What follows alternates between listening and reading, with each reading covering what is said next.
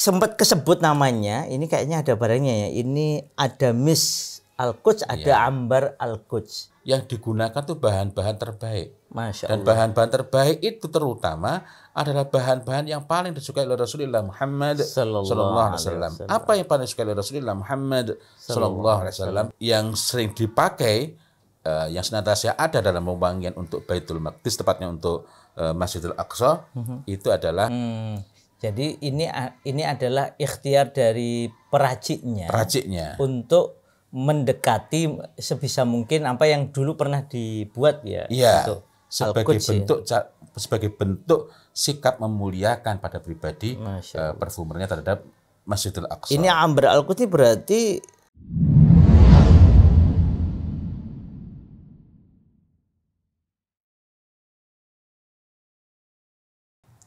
Assalamualaikum warahmatullahi wabarakatuh. Waalaikumsalam warahmatullahi wabarakatuh. Alhamdulillahi rabbil alamin. Wabihi nasta'inu ala umuri dunya waddin.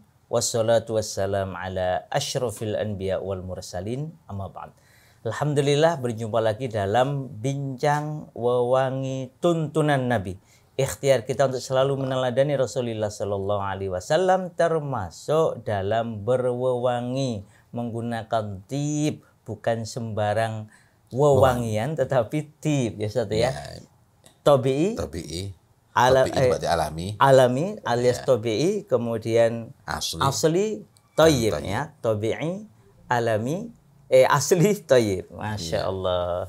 Nah, bagian dari ikhtiar ini Ustaz, kita juga menemukan para pembuat wewangi itu karena mencintai yang datang dari Allah dan Rasulnya, itu kemudian membuat jenis-jenis parfum yang mengikuti keutamaan tempat-tempat tertentu. Iya. Dan parfum itu dalam istilah asli berarti minyak.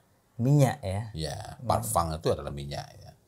Ya. Bukan yang dibakar itu ya. Bukan. Kalau itu juga dapat dikategorikan sebagai wewangian tip, tetapi kalau istilah parfum itu merujuk kepada minyak wangi yang murni. Kalau yang disemprot itu bukan parfum, eau de parfum, atau eau de toilet, atau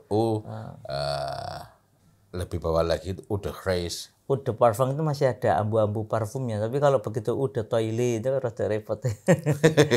Nah, Ustaz, ini sempat kesebut namanya, ini kayaknya ada barangnya ya. Ini ada Misk Al-Quds, ada Ambar Al-Quds. Ini sebenarnya ada erat kaitannya dengan Al-Quds atau Masjid Al-Aqsa dan Baitul Maqdis ya, karena memang penggunaan Al-Quds ini kan datang agak akhir nih. Agak akhir. Ya, meskipun juga diambil dari kata Al-Muqaddas, Baitul Maqdis, Al-Ardu Al-Muqaddasah. Akar katanya sama ya. Ini apakah memang ada hubungan khusus dengan Masjid Al-Aqsa, dengan Baitul Maqdis, atau sekedar nama saja? Pertama, wallahu a'lam bishawab. Yang kedua, kita memperhatikan bahwa sejak masa dahulu sekali memang ada kecintaan yang sangat besar dari kaum muslimin kepada Masjidil Aqsa, dan memang seharusnya demikian. Sehingga salah satunya diwujudkan dalam bentuk menyiapkan dalam bentuk membuat, merancang, mengkreasikan minyak wangi yang memang dikhususkan untuk Masjidil Aqsa, untuk Baitul Maqdis secara keseluruhan. Nah, misalnya berkenaan dengan hadis yang berkenaan dengan Maimunah.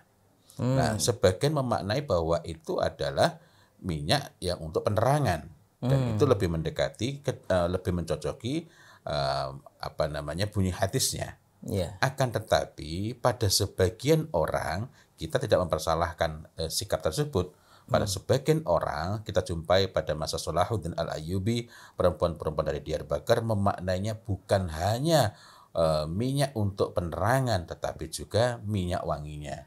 Maka perempuan-perempuan Diyarbakir itu mencoba untuk menghimpun bahan-bahan minyak wangi terbaik yang ada di Diyarbakir dan bahan-bahan minyak wangi lainnya yang dapat mereka datangkan untuk kemudian diracik menjadi wewangi yang mereka ini mencurahkan perhatian bagaimana menghasilkan wewangian terbaik.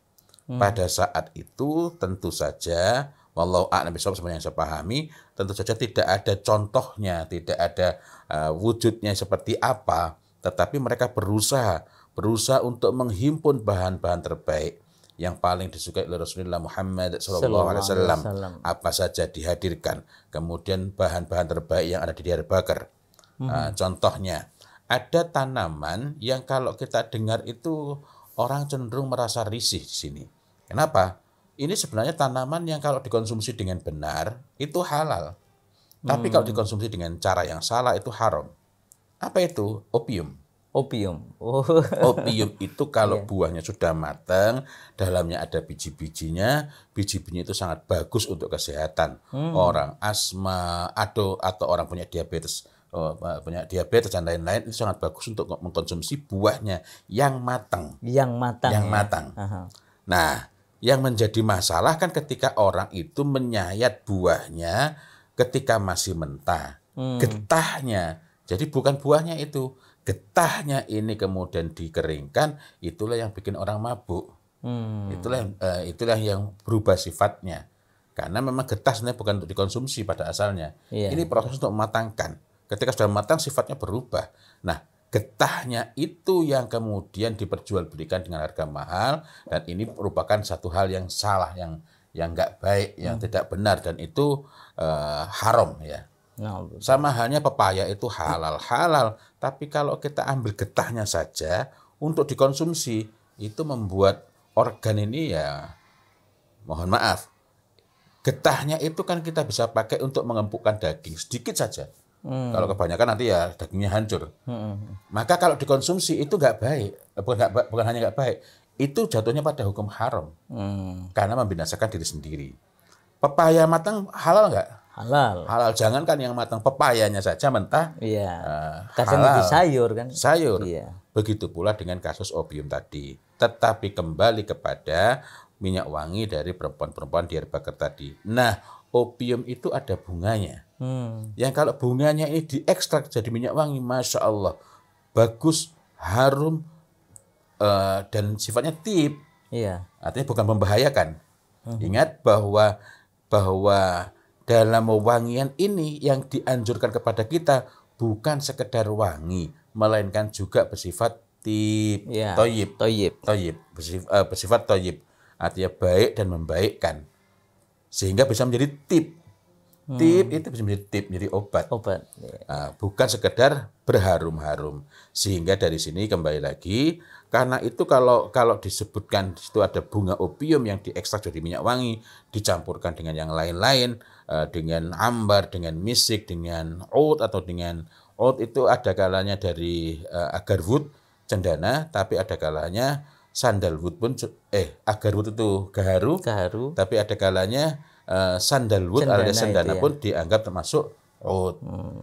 Nah, dan itu tidak menyelisih perkataan para ulama, karena para ulama ketika menafsirkan tentang al-aluwah, sebagian besar ulama mengatakan bahwa al-aluwah adalah gaharu. Gaharu ini ya. Ya, Masya Allah, betul. Oud. Tetapi sebagian lagi memasukkan sondal alias cendana. Sondal, wah ini yang sini kayunya belum ada ini. Iya, Masya Allah. Nah, jadi perempuan-perempuan ini mencoba mengkreasikan.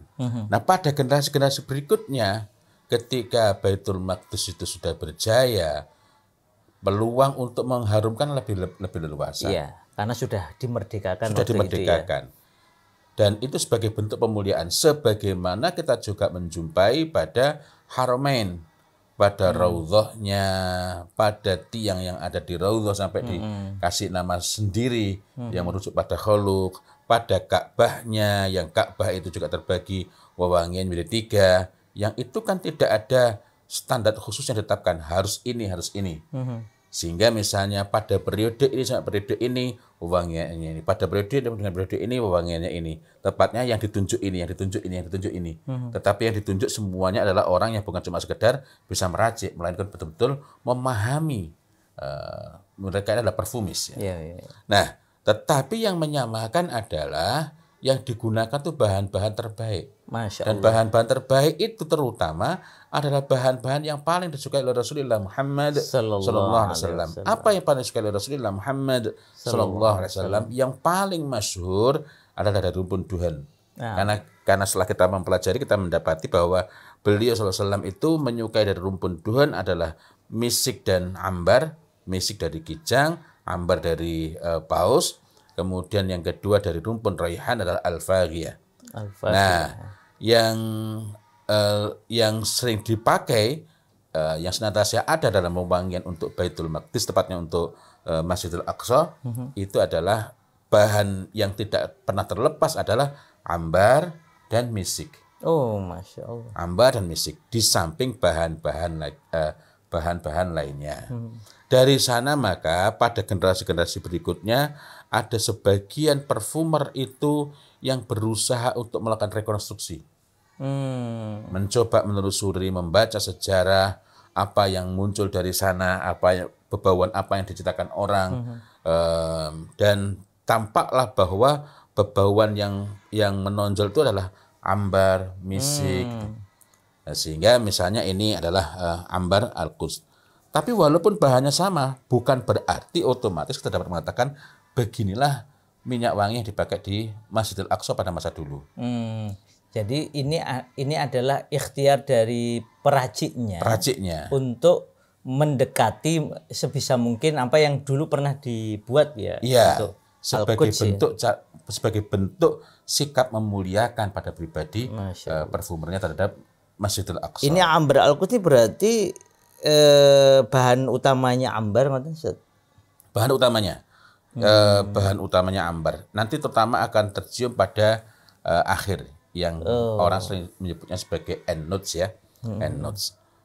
Tapi kalau yang awal muncul itu adalah wewangian yang berasal dari bunga.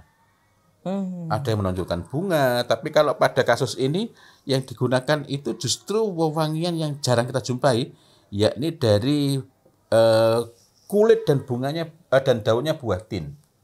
Kulit dan buahnya daunnya.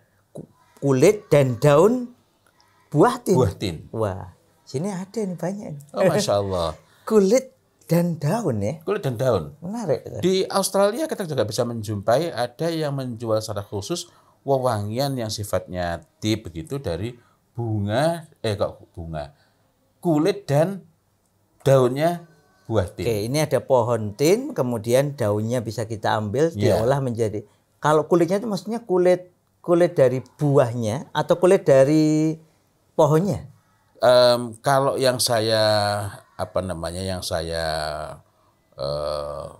pelajari situ, pulp itu berarti kan ini kulit pohon. Kulit pohonnya ya. Entah komposisinya seberapa. Ini yang saya masih perlu melakukan penelusuran lebih jauh.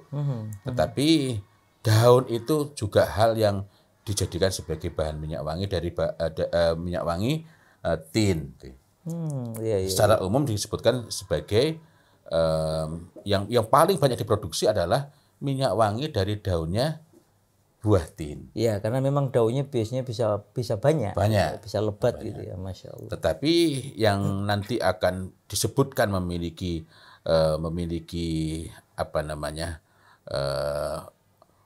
kekayaan olfaktori, penciuman yang lebih banyak itu adalah ketika ada daun dengan kulitnya tin itu. Jadi ketika kedua bahan ini dipadukan ya, itu muncul bau yang lebih kaya, lebih khas. Nah, lalu itu dicampur juga dengan madu. Ini madu yang tentu saja di antara madu yang baik adalah madu mawar dari Taif. Kemudian ada mawar Taifnya juga, kemudian ada misik dan ambar. Tetap ada misiknya walaupun namanya ambar al-Quds ya.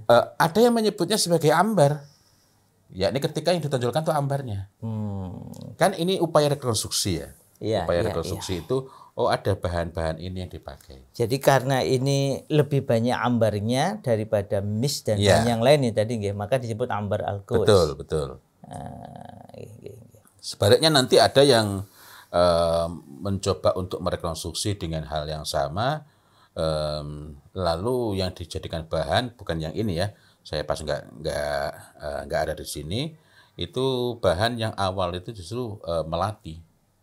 Yasmin. Melati. Tetapi yang juga tidak terlupakan adalah ini tadi ada mawar taifnya. Nah, di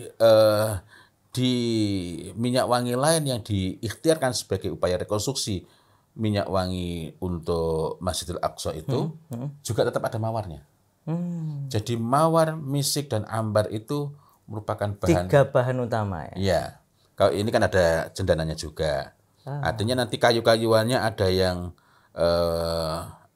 pada umumnya dari cendana. Sandal. Ya, sandal. Sementara mawar itu ya ada yang lebih memilih mawar taif, ada yang memilih untuk menggunakan mawar Damaskus. Iya. Walaupun mawar taif itu awalnya dari Damaskus, tapi memang tetap memiliki sedikit perbedaan. Gitu. Masya Allah. Ya.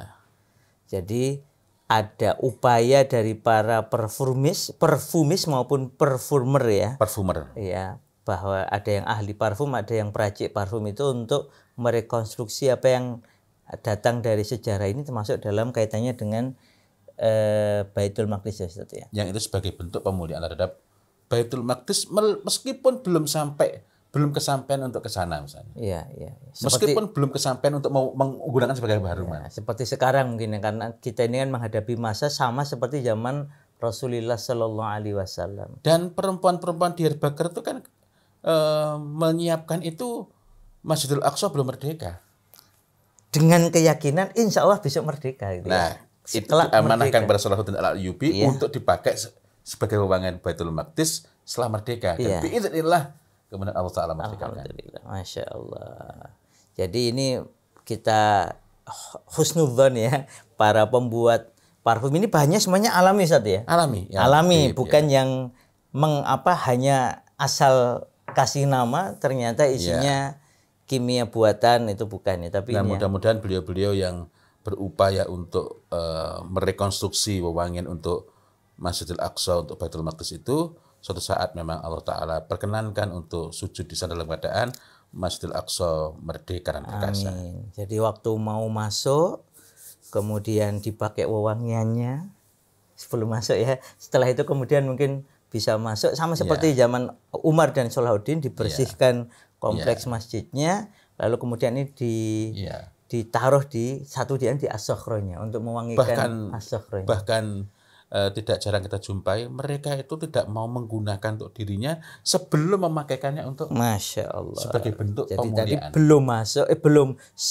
belum dipakai dulu, masuk ke dalam kompleks Masjid Al-Aqsa, kemudian membersihkan satunya as-sokhro ya kalau yang Umar lakukan, kemudian beliau bersihkan, beliau wangikan, lalu baru memakainya gitu ya. Masya Allah. Kalau ini tadi saya tidak dapat menjawab kepada Umar bin Khattab, tetapi sebagian sikap itu demikian. Jadi ada yang memakai sebelum masuk ke masjidnya, ada yang memakai setelah di dalam dan masjid. Dua-duanya karena sikap taklim. Masya Allah. Demikian para sahabat wewangi Nabi sekalian. Jadi apa yang dituntunkan oleh Rasulullah Sallallahu Alaihi Wasallam itu Masya Allah memang senantiasa luar biasa. Tadi yang beliau sebut Maimunah binti Sa'ad itu adalah satu di antara sahabiah yang kalau pakai kalau pakai strata sekarang itu mungkin dianggap termasuk yang paling bawah karena beliau itu pembantu. Tetapi bahkan masyarakat awam sekalipun di zaman Rasul karena kecintaannya kepada syiar-syiar Islam termasuk Masjid Al-Aqsa sampai bertanya tadi, kalau kami belum bisa ke sana terus apa yang bisa kami lakukan? Maka Rasul memberi fatwa, kirimkan zaitan yang dia maknai bisa sebagai penerang, tapi juga oleh sebagian ahli parfum itu juga dimaknai sebagai bahan tambahan untuk mewangikan Masjid Al-Aqsa ketika Masjid Al-Aqsa bisa dipakai untuk sujud oleh orang-orang beriman dalam kondisi Masjid Al-Aqsa merdeka dan perkasa. Demikian insya Allah, semoga kita berharap Masjid Al-Aqsa segera merdeka. Amin, dan insya Allah kita semua bisa sujud bersama di dalam kompleks Masjid Al-Aqsa saat Masjid Al-Aqsa hurrun aziz, merdeka dan perkasa. Wabillahi taufiq wal hidayah. Wassalamualaikum warahmatullahi wabarakatuh. Waalaikumsalam warahmatullahi wabarakatuh.